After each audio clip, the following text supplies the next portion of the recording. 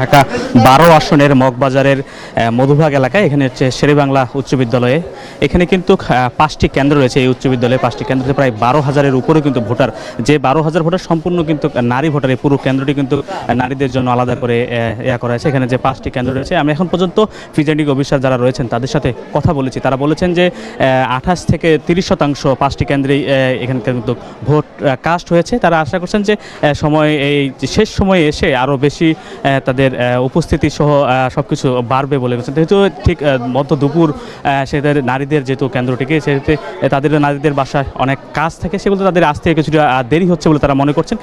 সময় বাড়ার সাথে সাথে কিন্তু এখানে নারীদের উপস্থিতি আরও বাড়বে। এখন পর্যন্ত এখানে কোনো অপ্রীতিকর বা অন্য কোনো ধরনের সমস্যা আমরা লক্ষ্য করিনি। সকাল থেকে এখানে আছে এবং এখানকার আইনশৃঙ্খলা বাহিনী আছে, তাদের সাথেও কথা বলেছি। তারা বলছেন যে কোনো ধরনের সময় তারা সবসময়ের জন্য সব কিছুর জন্য প্রস্তুত রয়েছেন এবং আমাদের ভোটাররা রয়েছেন তাদের সাথে কথা বলেছি। তারা বলেছেন যে তারা এক প্রকার উৎসব মুখর পরিবেশে এবং কি তাদের ঈদের আনন্দের মতো আমেজ নিয়ে তারা কিন্তু এখানে আসছেন, ভোট প্রদান করছেন। তাদের নিজেদের পছন্দের প্রার্থীকে তারা ভোট দিতে পারছেন, এটাই হচ্ছে তাদের সবচেয়ে বড় পাওয়া। ভোটাররা আমাদেরকে সেটি জানাচ্ছেন।